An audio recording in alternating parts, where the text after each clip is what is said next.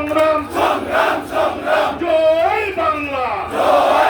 সংগ্রামী বন্ধুগণ এবং সিলেটের স্বাধীনতার পক্ষে সংগ্রামী জনগণ, সিলেট জেলা এবং মহানগর আওয়ামী লীগ কর্তৃক আয়োজিত আজকের এই সমাবেশের সংগ্রামী সভাপতি, যিনি অস্ত্র হাতে যুদ্ধ করেছেন, আমাদের প্রিয় নেতা, প্রিয় অভিভাবক, বীর মুক্তিযোদ্ধা, সিলেট মহানগর আওয়ামী লীগের সংগ্রামী সভাপতি, যার নেতৃত্বে আজকে এখানে সভাপতিত্বে আজকে সভা হচ্ছে।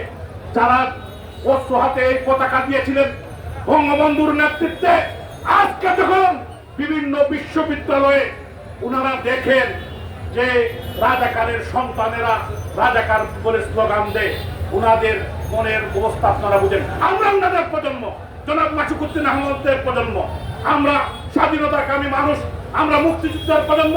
এখানে আমাদের প্রিয় নেতা অধ্যাপক জাকির হোসেন এবং আমাদের জেলা আওয়ামী লীগের সংগ্রামী সাধারণ সম্পাদক অ্যাডভোকেট নাসিরউদ্দিন খান বক্তব্য রেখেছেন, উপস্থাপনা করছেন। এখানে উপস্থিত আছেন দরম পাশা, ফায়ারপুর এবং মধ্যনগর থেকে নির্বাচিত সংসদ সদস্য, সাবেক ছাত্র নেতা, সিলেট জেলা আওয়ামী লীগের সংগ্রামী সাংগঠনিক সম্পাদক আমার বন্ধু জননেতা অ্যাডভোকেট রঞ্জিত সরকার বক্তব্য রেখেছেন।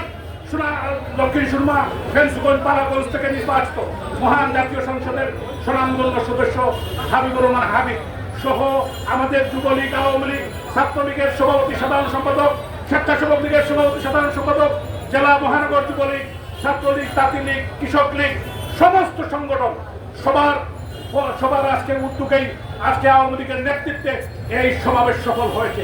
আমরা একটি কথা পরিষ্কার বলতে চাই, আমরা শান্তিপ্রিয় মানুষ। আমাদের নেত্রী বঙ্গবন্ধু কন্যা শেখ হাসিনা ধৈর্য ধারণ করতে বলেছেন, কিন্তু কোমলমতি বাচ্চাদেরকে তারা সামনে নিয়ে এসে জামাত বিএনপি সংসদে যেতে চায়। তারা বলে নাই, বিএনপি বলেছে পুলিশ যদি যায় আপনার ক্যাম্পাসে, আমরা সংসদে যাব। আয় রে বাবা, তুই একা বৈশা বহুদিন ধরে তোর তসবি বংশ, এখন দিন শেষ। আমরা তার প্রতি আমরা ধৈর্য ধরেছি। সাধারণ বিশ্ববিদ্যালয় ছাত্রলীগের 2 নেতাকে তারা পিটিয়েছে এবং তারা কিন্তু শান্তিপূর্ণভাবে তারা এখানে অবস্থান নিয়েছিল। আমরা বলতে চাই, আমাদের ছাত্রলীগও যথেষ্ট। মহানগর জেলা ছাত্রলীগ তাদেরকে মোকাবিলা করতে পারবে, বিশ্ববিদ্যালয় ছাত্রলীগ মোকাবিলা করতে পারে। বাদ দিলাম যুবলীগ, বাদ দিলাম স্বেচ্ছাসেবক লীগ আর সংগঠন।